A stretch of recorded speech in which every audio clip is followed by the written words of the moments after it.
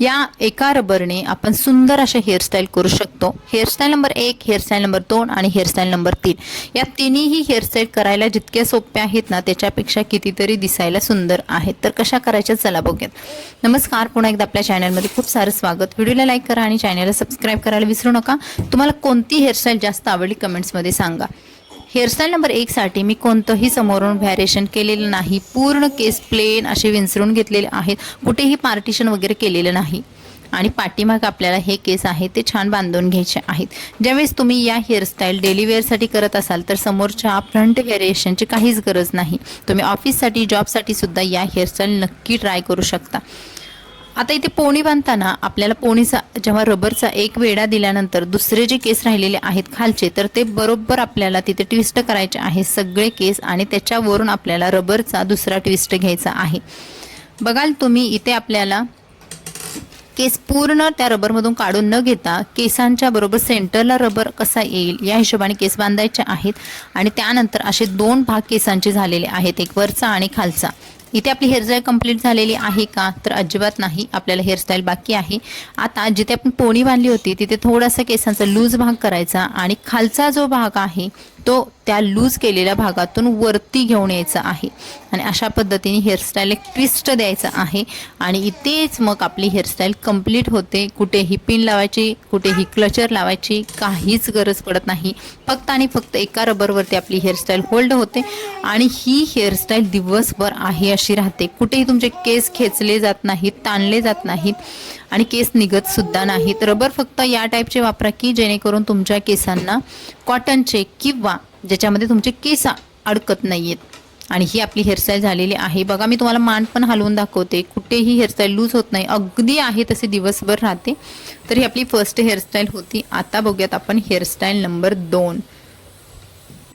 या हेअरस्टाईलसाठी मी front side partition करणार आहे। आता हे सर्वस्वी तुमच्यावरती डिपेंड आहे, तुम्हाला साइड पार्टिशन हवा आहे, सेंटर हवा आहे किंवा पार्टिशनच नको आहे।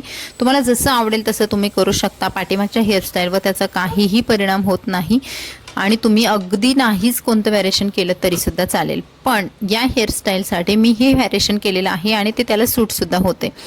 तर मी साइड पार्टिशन केलेला आहे आणि इथे जेव्हा साइड पार्टिशन करतो ना त्या ज्या साइड आपले केस जास्त राहतात ना तर तिथे थोडा फ्लॅट भाग येतो बघा। अशा पद्धतीने आपण विंचरल्यानंतर मग काय करायचं, पूर्ण केस मागे बांधून घ्यायचे हाताने आणि त्यानंतर त्याच्यावरून एक कंगवा फिरवायचा आणि त्या भागाला आपल्याला थोडंसं हाताने टचअप करायचं आहे। मग तिथला भाग आपला बाउन्सी दिसतो आणि मग आपली हेअरस्टाईल ही फ्लॅट दिसत नाही समोरून। पाठीमागचे केस आहेत ते छान बांधून घ्यायचे।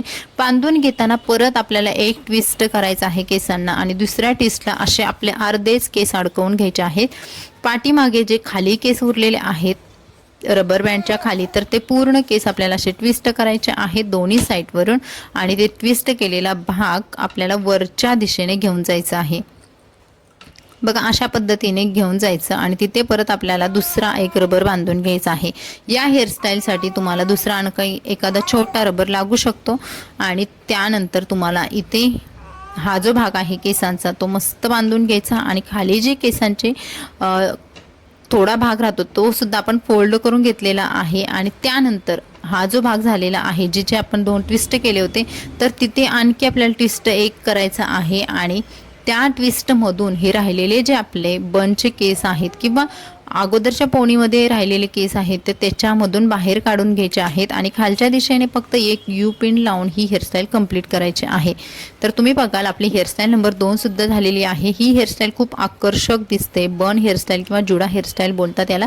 स्टायलिश सुद्धा दिसते। जेव्हा तुम्ही फॉर्मल कपडे किंवा सिव्हिल ड्रेस वगैरे घालत असाल तर त्याच्यावरती तुम्हाला ही हेअरस्टाईल अगदी उठून दिसते, करायला सुद्धा खूप सोपी आहे। बघायला गेलं तर हेअरस्टाईल करायला आपल्याला खूप कमी वेळ लागतो, पण आपलं कसं होतं की आपल्याला हेअरस्टाईल समजत नाहीयेत किंवा लक्षात येत नाही पटकन कोणत्या हेअरस्टाईल कराव्यात, त्यामुळे आपला खूप गोंधळ होतो आणि सकाळचा वेळ वाया जातो।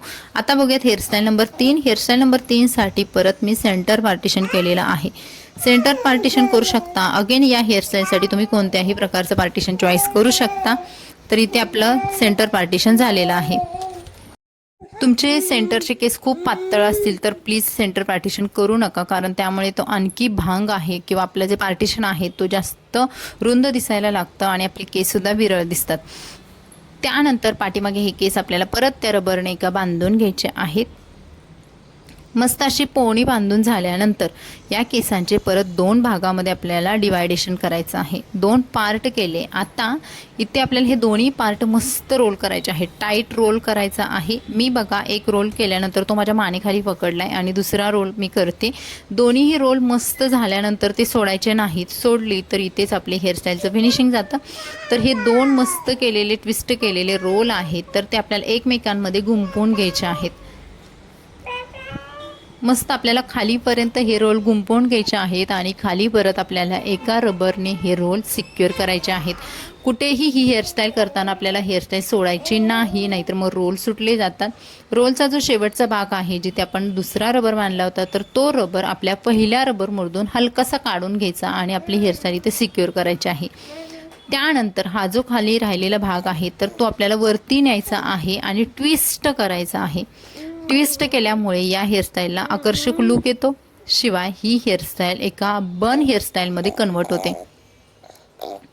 बघाल तुम्ही ही हेअरस्टाईल झालेली आहे आणि फक्त 1 ते 2 पिन्सने तुम्ही ही हेअरस्टाईल फक्त सिक्युअर करायचे आहे. आणि ही सुद्धा खूप स्टायलिश दिसणारी साडीवरती म्हणाल, ड्रेसवरती म्हणाल किंवा तुमच्या एखाद्या युनिफॉर्मवरती सुद्धा तुम्ही ही हेअरस्टाईल कॅरी करू शकता. गृहिणी असतील तरी सुद्धा खूप सुंदर दिसते हेअरस्टाईल. दिवसभर केस बिलकुल हालत नाहीत. ज्यांची बेबी हेअर्स असतील तर त्यांनी फक्त ॲलोवेरा जेल वगैरे लावून घ्या आणि आपल्या या तिन्ही हेअरस्टाईल इथे कंप्लीट झालेल्या आहेत. तर मंडळी तुम्हाला यामधली कोणती हेअरस्टाईल जास्त आवडली मला कमेंट्समध्ये सांगायला विसरू नका. आपल्या व्हिडिओला लाईक करा, चॅनलला सबस्क्राईब करा आणि तुमच्या फ्रेंड्समध्ये फॅमिलीमध्ये हा व्हिडिओ शेअर करायला विसरू नका. चला भेटू नवीन व्हिडिओमध्ये. Bye bye.